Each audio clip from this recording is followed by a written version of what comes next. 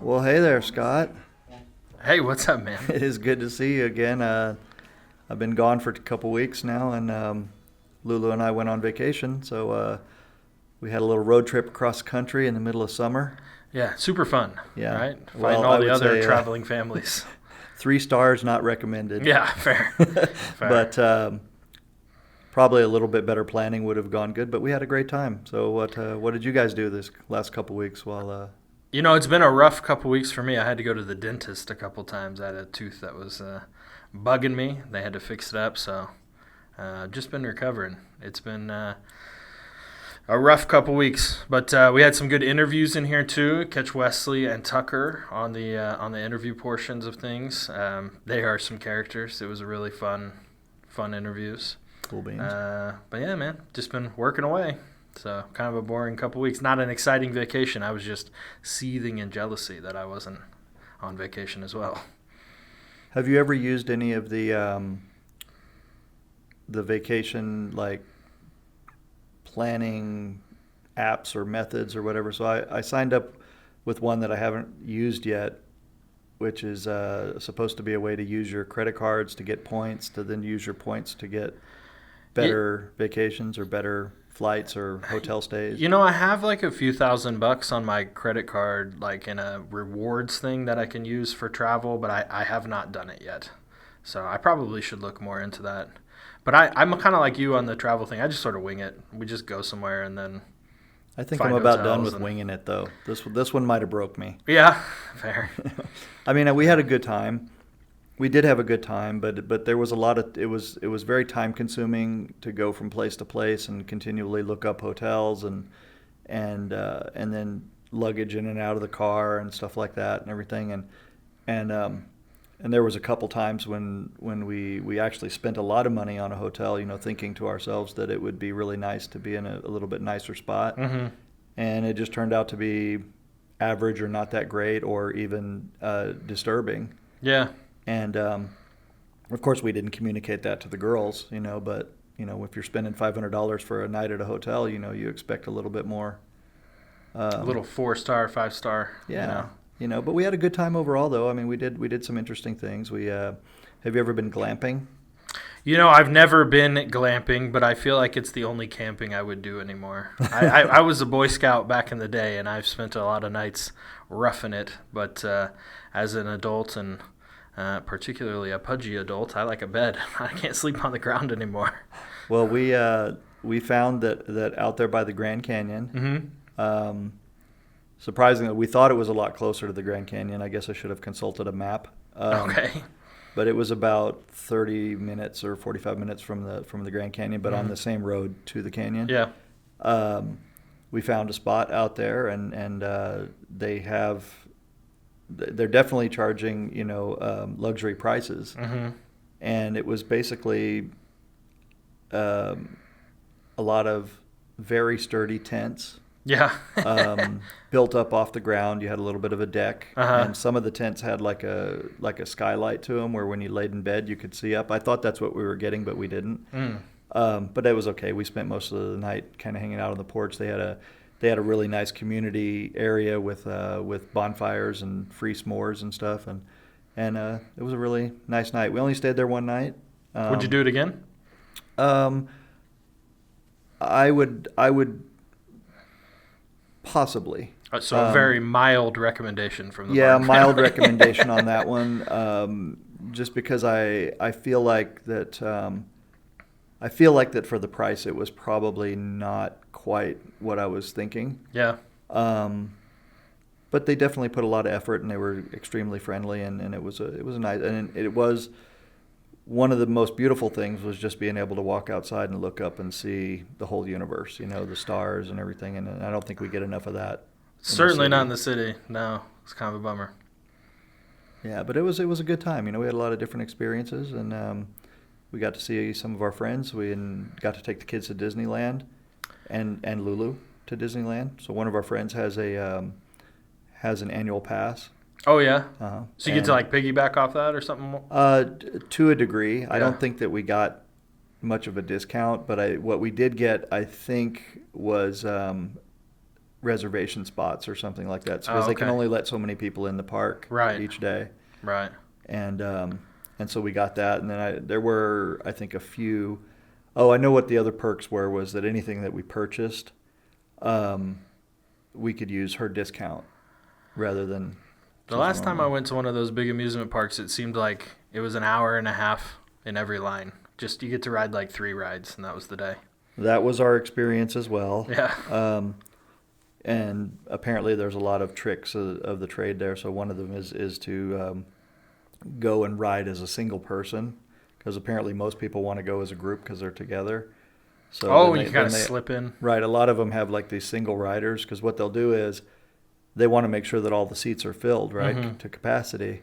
So whenever a group comes in, like let's say that each seat can fit 4 people and there's 7 people in the group, well then they'll throw in a single rider so that all the cars will be completely filled up. Fair enough. Jesse did a couple of those, but the rest of us, we had like 2 or 3 rides that we did. I bet there's like whole websites dedicated to the tricks of the trade for absolutely. Amusement parks, right? Yeah, there absolutely is. Yeah. They used to have a thing where you could basically buy your way to the front of the line.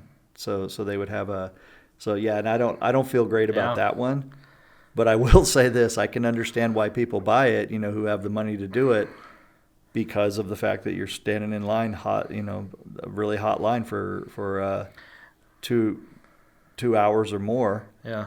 I wonder if that's like an analogy for how you feel about capitalism right there, whether how long you're willing to stand in line before you spring the money to skip. Kinda, yeah. And they've also cracked down on people like faking handicaps to get to the head of the line. I read an article, or maybe I saw a documentary, I can't remember, where you could like rent a handicapped person for the day, and they would take you all over the place in the parks and Disneyland and stuff. Used skip to be all a the thing. lines. What a and the that just seems like so wrong. And the thing that they've done now is you can still do that. I don't know if you can rent a handicapped person, but what they've done, I think, to combat that a little bit, is they have made it where if you're a handicapped person and you're going to the head of the line to get a ride, because they still offer that, you can only bring one person with you. Oh, fair enough. So you can't take the whole group. Family. Yeah. Well, there you go. Tricks of the trade, I suppose. Mm-hmm. I'm Scott Hess, tax and business consultant. I'm John Barton, small business owner. Remember the tortoise and the hare? Slow and steady wins the race. We started Turtlesmith to help people start small businesses, providing information and resources to small business owners and entrepreneurs. Build a solid foundation and forge your dreams. Mm-hmm. Well, in this week's episode, we're continuing on with our steps, and we're talking about the next step, which is concept development. And to be honest, there's not a whole lot for us to talk about, but this is probably going to be one of the more time-consuming steps for people doing their plans. So the definition of concept development is just to define and refine a specific idea to bring clarity, coherence, and structure. And the way we suggest doing that is building a training manual. I don't know if you have one for your business. I didn't. I waited 10 years to start mine, because now that I have employees, I need a training manual. It is awful.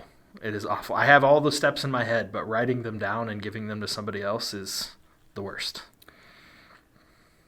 You don't know if I have one. Well, my wife has been waiting years for me to write a little information card for our cases. Yeah. Yeah, fair enough. So the answer to that is no. But I will say this. My first wife, she worked for a billiard supply company, and she wrote the training manual. She wrote the instruction book for them. She was employee number 1. And she wrote a pretty comprehensive book. And interestingly enough, the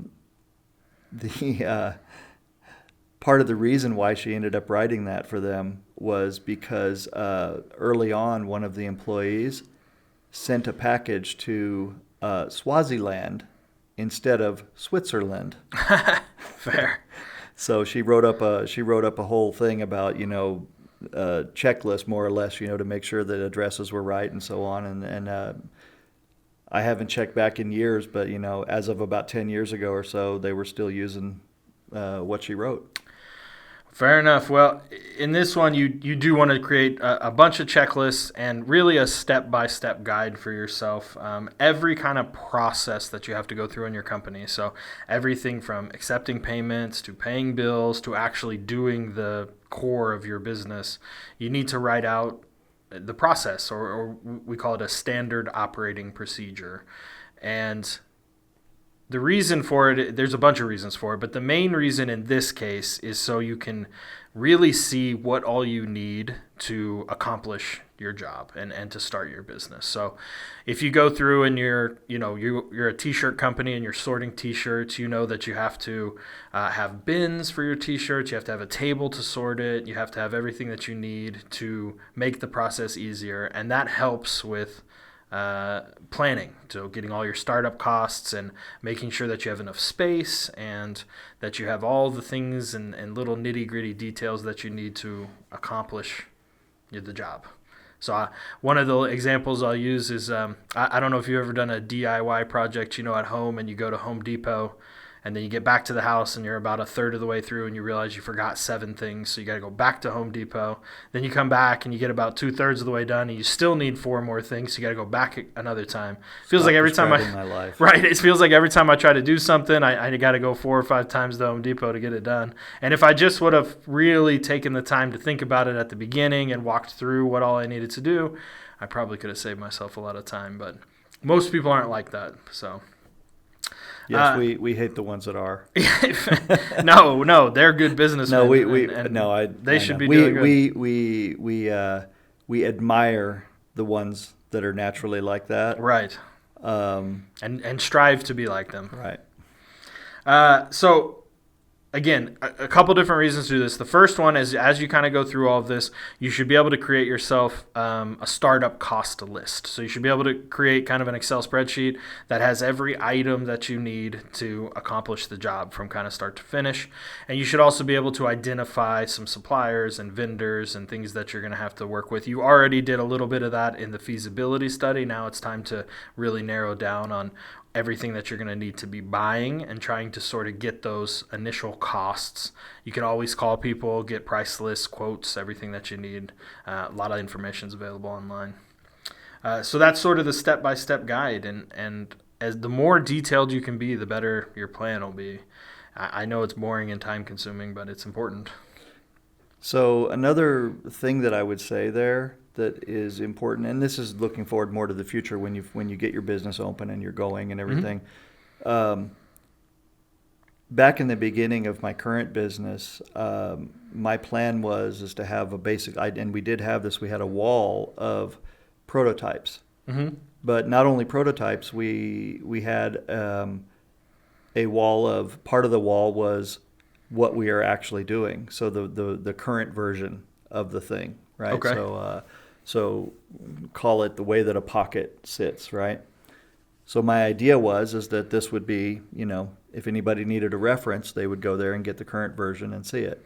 But then what we found out is what happens is somebody somewhere will make a small change, and then suddenly all the cases coming off the benches will be done that way. Mm-hmm.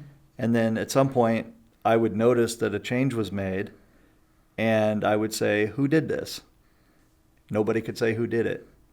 So we had a little bit of version creep. But the thing is the change that was made was better for the product. It's just that nobody took the time to say, okay, let's make a new version of it, put it up on the wall so that now this is the ideal version.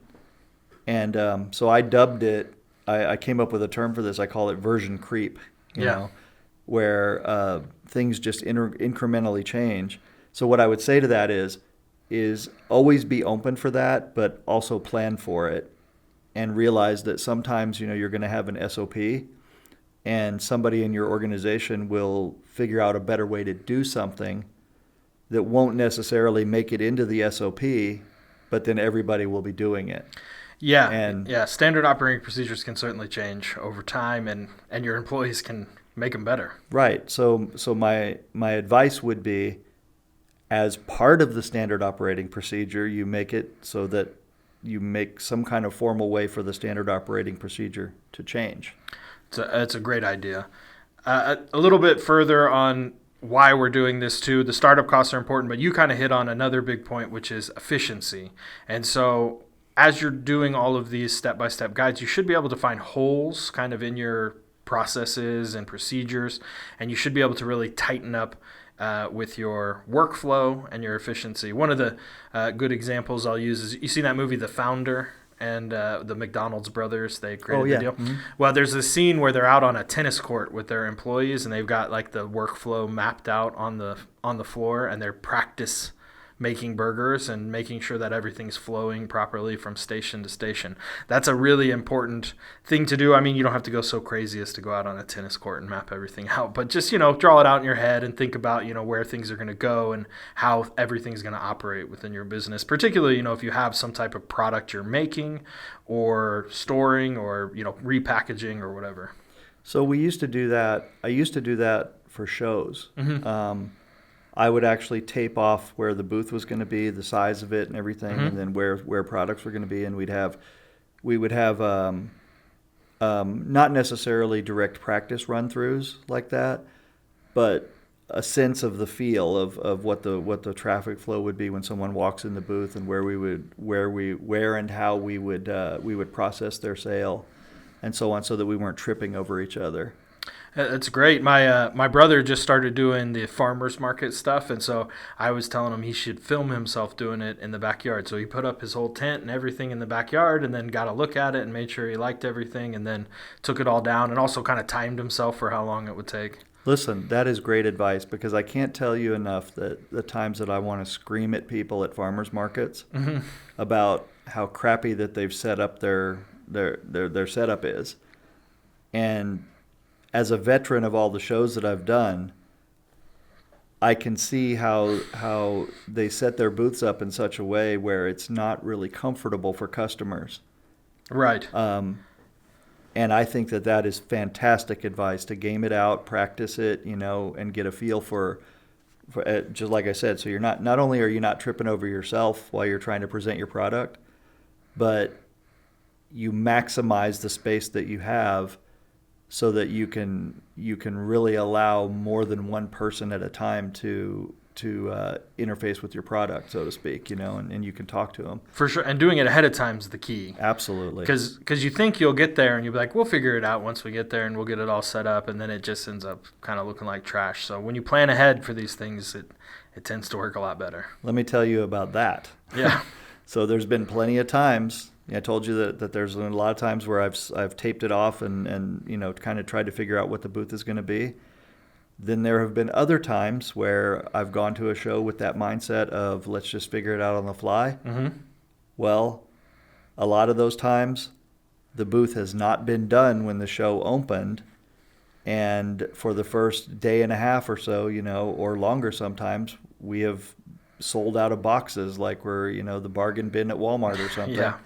And it has never been a good feeling for me to have that. And then I would make jokes about it, and I'd tell everybody, I'd say, hey, the booth will be done by Sunday. Yeah. And the show started on like Monday, mm-hmm.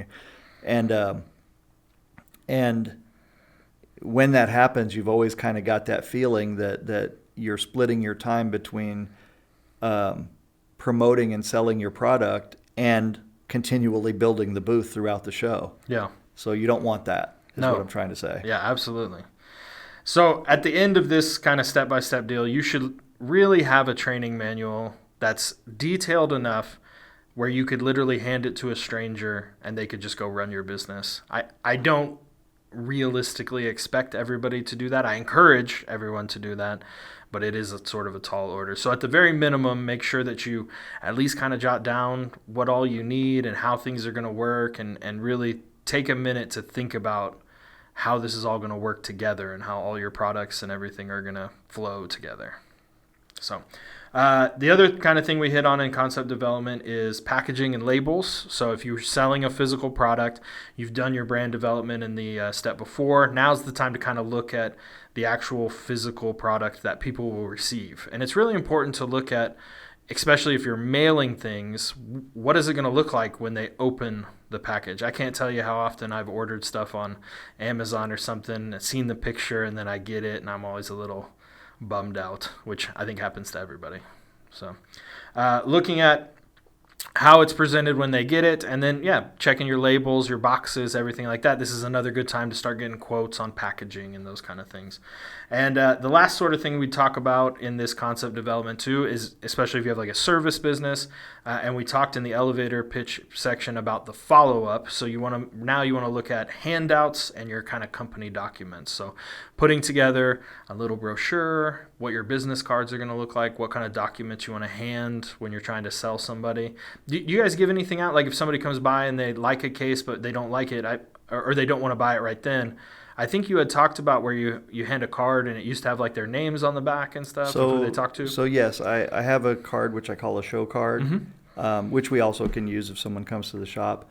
But the show card is basically on the front is a business card with all of our information, but on the back it says model. It says what was I interested in, what was the model. Basically, it's giving them all the information written down on the card, so that when they call back in, they can reference exactly what they were looking at.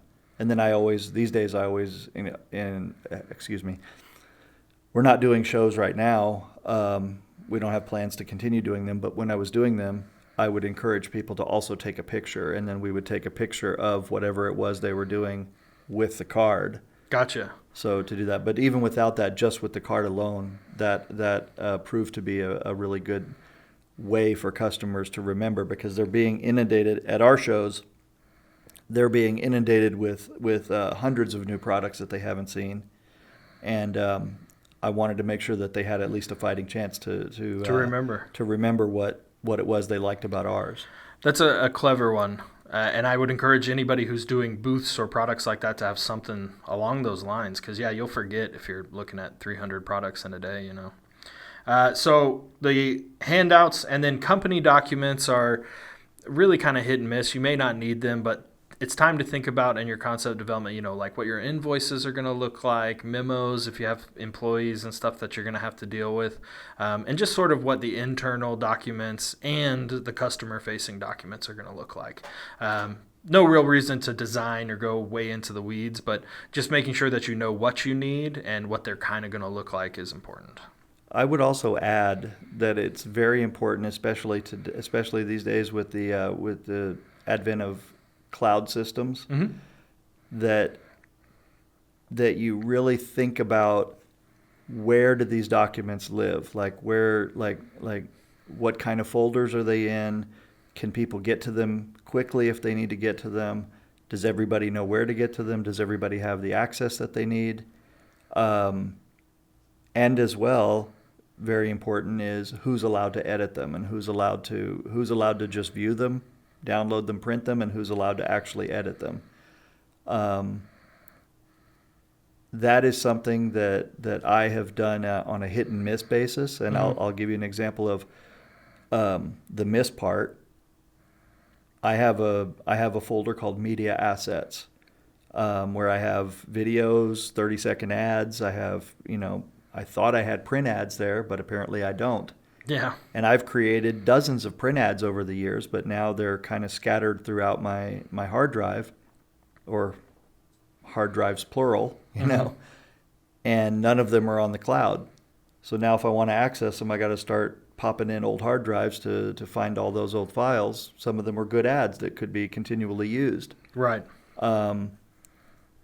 So basically, I cost myself, a couple extra hours searching for these things, and then I finally, at the end of the day, I had to just sit down and make up a new ad for a tournament coming up that I'm sponsoring. And if you will take the time to figure out a really good logical way to handle all the folders and make sure that it stays that way, that will save you and your employees a ton of time.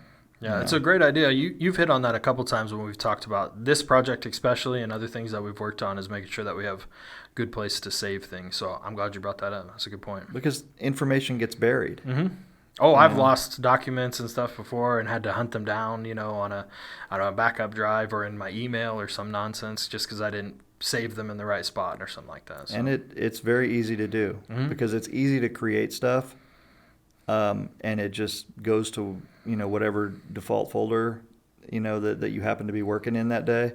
I found things that are completely unrelated in folders that I thought I saved it in the right space, yeah, but it's like my housing documents, and then I'll have things related to my case business there, right, and I'll be right. like, oh, that's where I stuck it. Yeah, because you always think to yourself, I'm going to remember it when I save it, and then you never do. Or you think you'll be able to search for it and get it, and then Right, you don't remember what you called it. right, right. Well, any final thoughts on the training manual, standard operating procedures, those kind of things? Once again, I think it's one of those things that's boring as shit to create, but the excitement,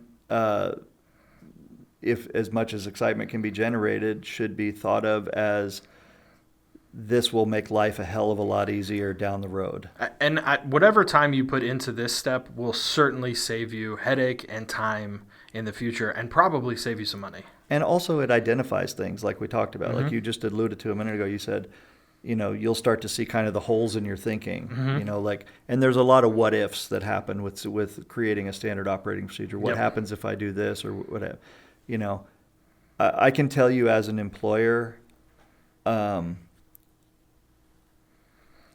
there's very rarely anything good that happens when you tell an employee to just figure it out. Yeah.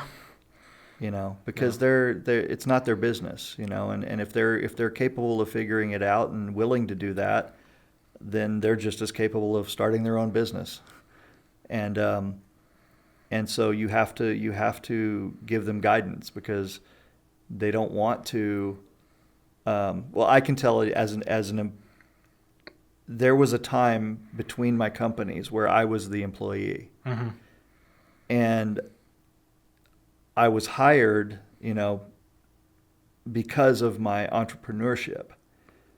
But when I got there and I realized, that when I took the initiative and started doing things without getting permission, or things that weren't necessarily in the SOP, that one would think an entrepreneur, would just go for it, right? Then I started to clash with the owner of the company, who is a good friend of mine and remains a good friend of mine to this day. But it was basically, two entrepreneurs butting heads, on the direction of, the company that one of them didn't own. Yeah. And so it made it uncomfortable because he did tell me when he hired me, he said, a lot of the times just he would say that constantly, just do it, just figure it out, right? And then I go to do it, and it's not according to the way that they wanted it done. Yeah. So it is very important, I think, to give employees good guidance, but also keep an open mind that they have ideas, and if they come up with a better way to do something, adopt it, incorporate it, and move on. Fair enough. This episode is sponsored by JB Cases. JB Cases is a pool cue case company specializing in custom cases. They have been in business since 2007, and their motto is true protection, true durability, true comfort, and true custom. Visit them at jbcases.com. Well, that kind of segues neatly into our next topic of the day, which is what it's like to have employees. So I think that worked out well. Well, Excuse me. You have a handful of employees working for you. I now have 5 employees, I think, working for me. 4, 5, 4.5. So it's interesting. I never thought I would have employees. I started my business just kind of as a solo person and was thinking, I can kind of take care of everything myself and just work on my own and not have to worry about anything. But it's sure been nice to delegate some of the stuff I don't want to do. it is very nice when you have people around you that you can count on and that are able to do the work.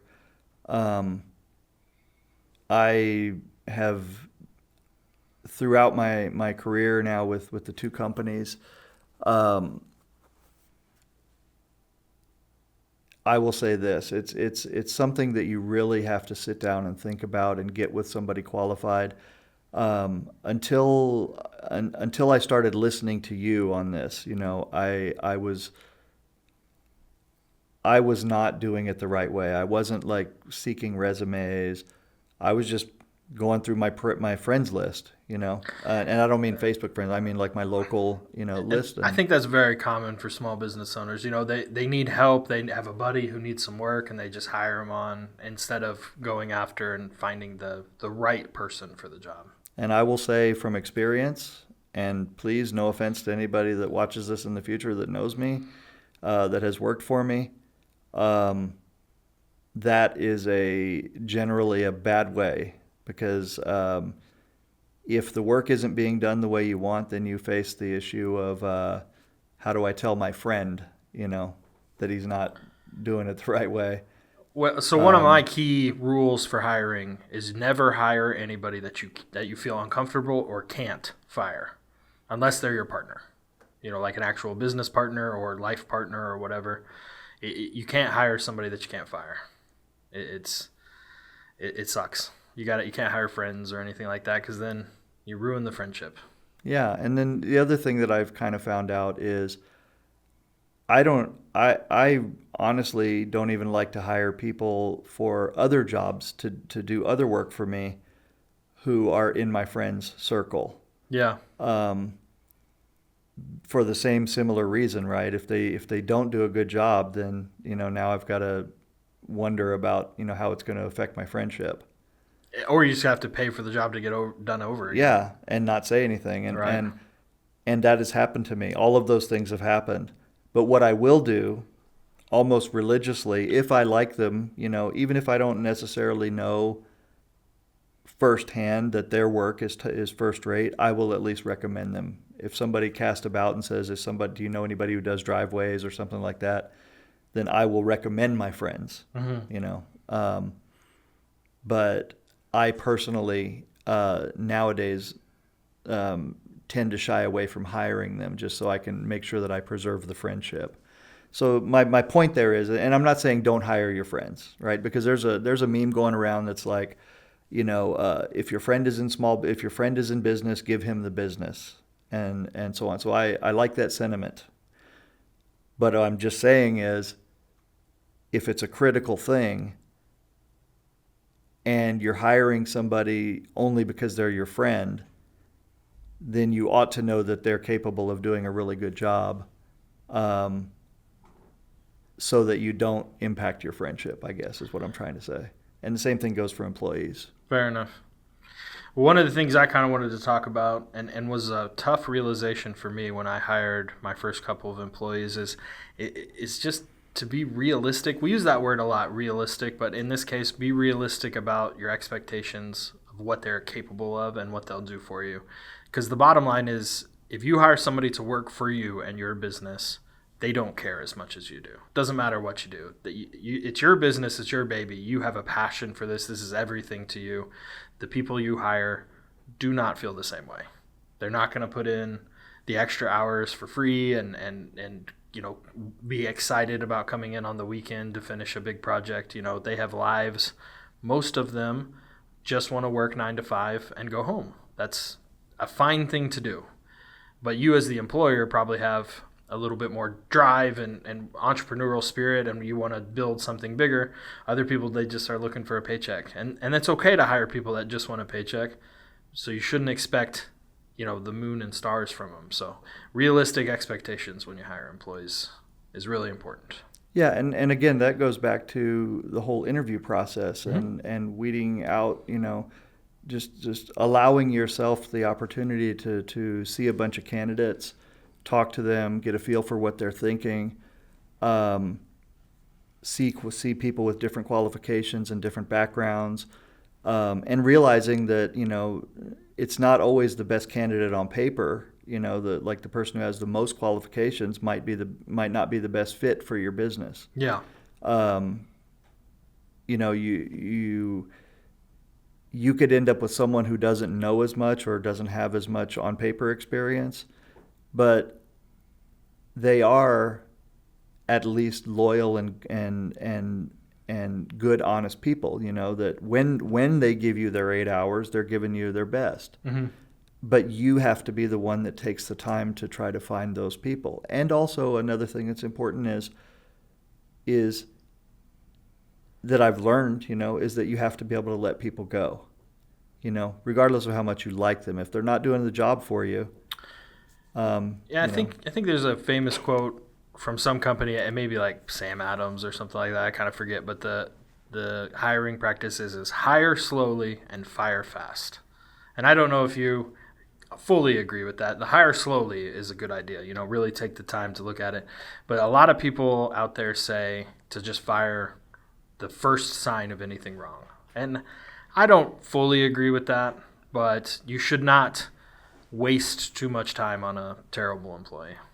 The CEO of IBM was asked on TV one time in an interview. It was one of their senior vice presidents or something like that had made a mistake and I think this was back in the 60s, and it cost the company like $500,000, which back in the 60s, would have been quite a bit more, like losing 10 million or something today. And he was asked point blank, I guess this was somewhat public. He was asked point blank, he says, well, what are you going to do with that? Are you going to fire him? And the CEO said, no, I just spent $500,000 training him. Yeah, that's a good one. I grew up working in western Kansas, in the oil field, and there's a pumping company. They sell the pumps that go down at the bottom of the well. That's what actually pumps the oil up.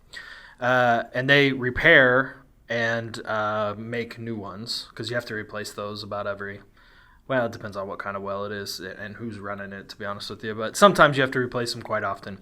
And whenever he hires somebody, he told me once that he has in his budget that they're going to fuck one of them up. They're going to just break something. They're going to ruin a pump.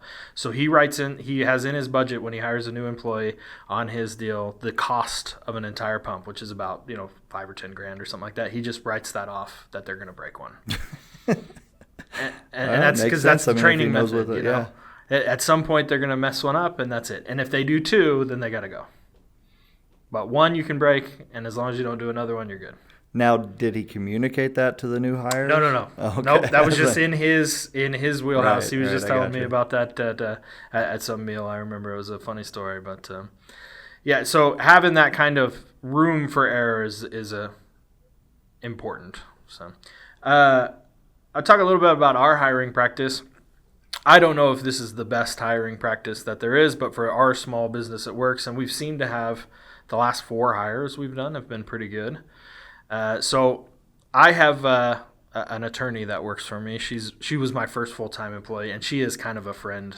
I could never fire her, but she does a great job for me. But she's a little bit different than me. I'm a little optimistic. I'm kind of, everybody deserves a chance, and she's real no nonsense. So our kind of method is we get the resumes in on Indeed or wherever. I go through the resumes, and I kick out resumes that are terrible, but I get good resumes, and I find about 10 that I like, and then I hand them off to her, and then she whittles that down to about 4 okay ones by her estimate, and then we usually interview those people. And we've done pretty good so far, but...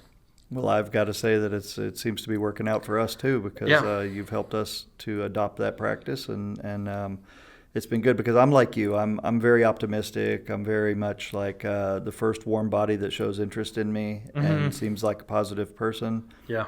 Come on, let's go. Yeah. And one of the things is that I think everybody who has half a brain who's interviewing for a job is gonna try to put their best foot forward, and they're gonna, if nothing else, they'll feign enthusiasm for whatever you're doing. Yeah. And if you're not the kind of person that is willing to fire fast or fire, to be a little bit harsher when needed, then you're going to find out that you're going to keep those type of people a lot longer than you should, and it'll make you frustrated, and it makes them frustrated, because they can sense it. they're just, continuing on until, the axe eventually falls. And that's not a good situation for anybody. It's much better if you spend the time like you do with your process, uh, to try, to get the best candidates possible, and then weed those out into the, hopefully end up with someone that's going to work well with you. That has proven to be a lot better, and it's a lot less frustration. It's a lot less anxiety. Yeah. Interviews are kind of an important aspect where you can kind of ask them about their resume, make sure that things seem to line up. You can also do some light background checks, especially with today's, social media and stuff. We typically do a background check where we can look on like available court documents, and then you can also look through their social medias and stuff like that too. I also would say that it's also important to learn the relevant laws. That's something that, I've been educated on by you, because there are certain things that you can ask and certain things that you can't ask. Can't ask their age, man. Yeah. I know you try to do that every time. Yeah, it's not, for me, it was always a point of just, friendliness, Yeah. more or less. But I didn't know that. I didn't know you couldn't ask people their age. But I think it's important, right? It's important to be up to speed on all those things. Because another thing that you don't want to happen is you don't want to find yourself in some sort of a lawsuit. Yeah. One of my friends owns several dispensaries around town, and I don't know how the suit's going, but he got sued by an employee who said she felt uncomfortable because somebody made a racial joke or something in one of the stores. Yeah. And I guess instead of taking that up to, the higher chain, or, I don't know what his HR said. I don't know how his HR thing goes in his organization. But from what I understand, he was more or less blindsided by this. HR is almost non-existent in most of the companies that I've dealt with, and I always encourage them to get some type of standard operating procedures or employee manual or something like that to show how those things are going to go. What do you think about companies? I've seen like a few outfits out there that offer basically virtual HR. Yes, and some of them are great. A lot of them really focus more on benefits and things that they can give their employees. They'll manage like healthcare and stuff like that. But the most important aspect of the HR thing for you as the employer, besides keeping your employees happy, is to make sure you're covering your ass and make sure you've got all those documents in place, and that if there's a claim of sexual harassment or uncomfortable in the workspace, that you have a good standard operating procedure to handle that. So yeah, those, I don't have any real great recommendations off the top of my head. I like Paychex and Paycom and those kind of things. If you have a payroll service, typically have those. But we should probably find and recommend a good online service. You also have to follow, both the federal law, and then every state's a little different. So that's where those services can come in handy, because they really know what every state. And that'll be something that people can find on our website. Yeah, I think we'll try to put some recommendations up, particularly in the future. But, you can just Google and find one that you're comfortable with that has good reviews. And again, it also depends on how you do your payroll. But I go through the top line kind of employee and payroll practices during one of our steps, which is in the prepare phase, where we talk about payroll and employees. And it's got all that information in there. So, just for the audience out there, just so you know, when this podcast blows up, we will be accepting bids from all those companies that want to pay us a lot of money, and then we will say nice things about you. There you go. No, we will always give fair reviews of anything that we do if we decide to do that. But the main thing for us is we want to make sure that our listeners and the people who follow us, they have really good access to truly good information. Yeah. So look on our website. We will give you as much information as we can to help you in that area. But it is extremely important. A lot of that, too, will just be kind of links. And we do have a page on our website, I believe, that has every state and the various, payroll and legal resources. So unfortunately, there'll be a little bit of digging depending on what state you're in, but a lot of the practices are pretty the same, and it's mostly just around don't be a dick and make sure you, make sure you have good handle your employees well. Don't be a dick. Don't show your dick. Yeah, don't do anything with a dick. There you go. Remember what happened to Louis C.K. about that, right? Man, poor. That's a terrible situation. So, well, yeah. Anything else about employees that we missed, you think? I mean, we kind of just talked about this from an employer standpoint and like what it's like to hire people. There is so much about being an employee that's different, but probably. Well, I would say I think most people have probably worked for someone else at some point, you know, so very few people just jump right into entrepreneurship. Mm-hmm. So I would say that think of all the things as an employee that bothered you. Think of all the things, that like people will say, well, my boss was a jerk or they didn't, the left hand didn't know what the right hand was doing and all that. And just endeavor to be better, than that, because you want to, it goes back to the old adage of treat people like you want to be treated, right? So if you were an employee and you were in jobs that didn't treat you very well, then don't do that. Yeah, you really want to figure out how to be a good boss. Everybody's a little different, but to be a good boss, but it's always very clear when you're a bad boss. I think a lot of times people will say, be a leader rather than a boss. I was just reading on Reddit this morning that some guy posted on like small business or something that his boss took them outside in the parking lot to show off his new Cybertruck and then mentioned that payroll was going to be late because he couldn't afford it. That's like that was his back-to-back moves. Oh my gosh. There's a joke that goes around where the boss shows up in a brand new car, mm-hmm. really nice, newest, latest model, whatever, and the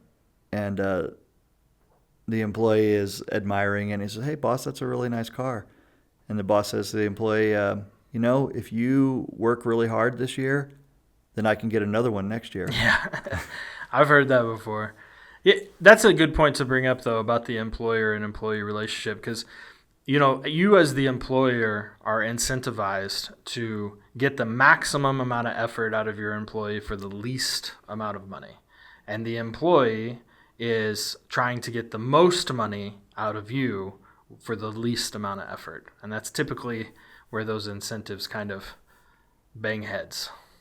Right. And I think that is a topic worthy of discussion at another time in more depth, mm-hmm. About the attitudes of both sides, and what can happen. Well, it's like there are times, when you pay people by the hour and then you just watch them screwing off, and it's just like watching money just kind of float off into the river. Yeah, well, I think it's a real common study they did where like 80% of the work in a given week is done between Tuesday afternoon and Thursday morning, and then basically the first day and a half and the last day and a half of the week is just nothing. So, part of that would be like the story you just told earlier about the guy that builds in breaking a pump. Mm-hmm. Maybe that's part of building it in. Germany, for example, they do work weeks that are 38 and a half hours. Mm-hmm. So they basically work like a half a day on Fridays. Yeah.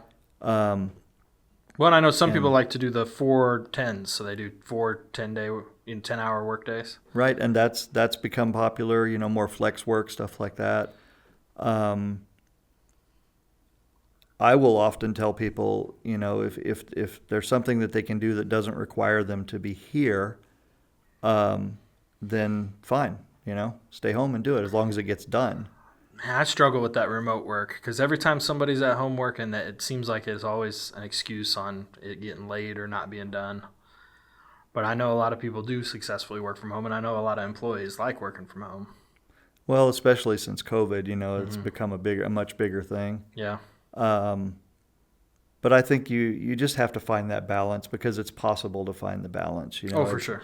It's realizing that the way that we were brought up, or the way that I came up, which was, you're going to be at work at 9:00, you're going to get off at 5. If you start at 7, you're going to get off at 3 or whatever. You got to put in those solid 8 hours, mm-hmm. Rigidly. Yeah, I've found a lot of success in that kind of work method where if you just, you have the results and what you need done, and it doesn't matter when they do it. So they have a little bit more flexibility in their time. But some of the older employees that work for me, they're here at 8 o'clock on the dot and they worked until 5, and that's when they go home, and that's just what they like doing. Sure. And I think that as an employer, wherever possible, that you can accommodate both of those types. Yeah, be flexible. Yeah. Yeah, fair enough. Well, that's all I have for employees. Any other thoughts? I'm sure we have lots more to talk about, but that's enough for this one, I think. Well, I'm not like a lot of employers. I see a lot of these guys out there that are basically like nobody wants to work and this and that. And I think that it's just a matter of not putting everybody in the same box, looking at people as individuals and being willing to take the time to find the right match. Yeah. Fair enough. This episode is sponsored by JB Cases. JB Cases is a pool cue case company specializing in custom cases. They have been in business since 2007, and their motto is true protection, true durability, true comfort, and true custom. Visit them at jbcases.com. Well, in our kind of last segment of this, we're going to talk about avoiding burnout. And I think we're going to talk about this quite a bit. Self-care and mental health and avoiding burnout are really key for when you're starting your business. I don't care what business you're starting, you're going to work really hard. You're going to work long hours, and you're not going to get paid as much as you think you should be. And especially when you're starting out. Now I've kind of reached a point where I can delegate a little more. So instead of working 60-hour weeks, I'm only working about 45.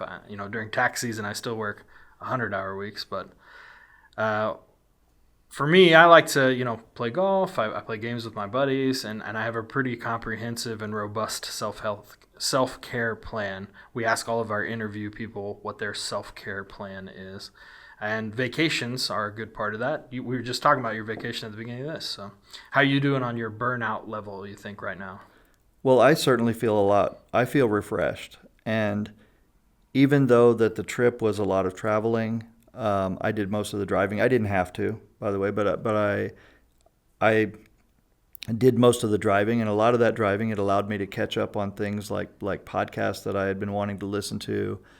It allowed me to think. Mm-hmm. And one of those podcasts that I listened to, part of it was basically saying that people are sometimes accused of being lazy when they take time to daydream, Mm-hmm. But that's when your mind is actually working to solve, to think about issues, and you're letting your subconscious kind of run wild. Yeah. And it allows you a separation from that immediacy of what has to be done right now, so that you can think about these strategies, you can think about the future, you can think about how you want to market a new thing or whatever, or you can think about things that you can just improve in your business, or improve as a person. So I think that's important to have that time to yourself, even if it's a little bit each day. For example, like for me, I started taking walks, just to kind of improve my health. But I found that 30 minutes, 45 minutes in the morning helps me to think. Yeah. It helps me to kind of get a handle on the day and think about where I want to go. And so yeah, I think that's one way to do it is not only storing up all your frustration until you can go on a vacation, but looking for the ways where you can have some relaxation even during the workday or just prior to, so you can let your mind wander, and really just rediscover a lot of the fun of why you got into the business in the first place. And you need to find kind of what works for you specifically. Mm-hmm. So like you're saying, what works for you is walks and taking little breaks and stuff. I'm kind of, especially during tax season, I'm one of those kind of guys who I'll just work until I start to feel burnt out. And then whenever that day is that I feel burnt out, I just take off. So I'll Makes probably perfect work, sense.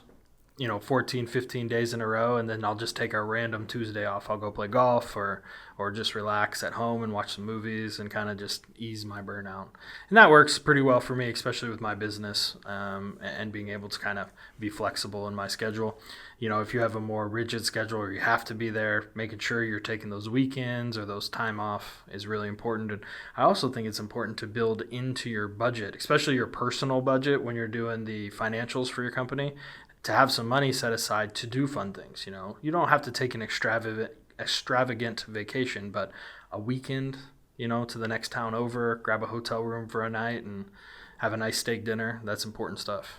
Oh yeah, we've done that as well. We've taken not even going out of town. We've just gone to a nice hotel or something and had a couple days. Yeah. Stuff like that really works. It does. That's what works for me. Those little trips and just a day off randomly once in a while. But there's a lot of great ways to do it. My boss, and I haven't had a lot of them, since I started my business back in, 91. But the aforementioned time when I sold my first company and then I was in between, and so I took on where I said me and my boss were butting heads as entrepreneurs. Mm-hmm. He would very often do fun things, like he would say, okay, everybody, we're closing down the office for an hour and let's go out for ice cream. Yeah. Stuff like that. Yeah, super fun. And it was just totally random, but it was cool, because it would just break up the day and kind of give everybody a little reset that we would all just think about it and talk about it for another couple days after that, and feel better. Yeah. I think it's also important to mention that when you're trying to do these things to avoid burnout, you should really focus on healthy things to do. I know when I first started my business, my kind of relief would be to go out to the bars and have a few beers and shoot pool and probably stay up way too late and stuff like that. And I really feel like it was an overall negative impact. Like that night I was having fun, but then the next morning I was dragging. It added more work for me, and I feel like having healthy outlets is a key thing to say. Well, and I will say, I'm not a big drinker, but there have been times when I've been frustrated with my business or my own performance in my business, and I've allowed myself to get a little bit smashed once in a while, and honestly, it's more escapism than it is self-care. Yeah, I mean, there's nothing wrong with it every once in a while, but if you're using that, I used that for many years as kind of my main source of having fun and relaxing and trying to decompress, and it just doesn't do what you want it to do. It would have been much better had I just gone to sleep early and woke up and played golf the next morning. I would have felt much better. So. Yeah, and I think that's one of the things that we can learn. We can also learn best practices from taking advantage of all of the things that humans have discovered about being a human is important. Yeah. And that's not to say, you shouldn't sit around and try to acquire knowledge just so you can have knowledge. You should try to acquire knowledge that you can use, that you will use. There's a lot of people that do that, me included. I'll constantly look at things that look like they would be healthier for me. They would be fun to do, and then I just never do them. Yeah. So that can be a source of frustration and burnout too, because it leaves you wishing that you would get up off the couch and go do those things. Yeah. So I would say to people, as part of avoiding burnout, actually take that step. If you find things that you think would be helpful to you or healthier, do it. Yep. It's very important, because once you start doing something like that, not only can you decompress, but you're also enjoying the learning of a new thing. Fair enough. Well, any other final thoughts for this episode? I would say that it's probably not a good idea to go on, as far as your business goes. Don't go on any drug-fueled binges and promise the world things. Oh, okay. As a way of avoiding burnout or any other thing. I feel like avoiding drug-fueled binges just in general is probably good Yeah, advice. It had nothing to do with whether you're owning a business or not. But. It probably is, but I think that as a business owner, yeah, probably just staying away from that practice altogether will help you to Be successful. maintain a healthy position, and that's not a good way to cope with pressure and burnout. All right, fair enough. Well, catch us on turtlesmith.com, and we'll see you next week, man. All right, that wasn't autobiographical, by the way. Autobiographical. Fair enough. Not entirely. All right, you guys take care.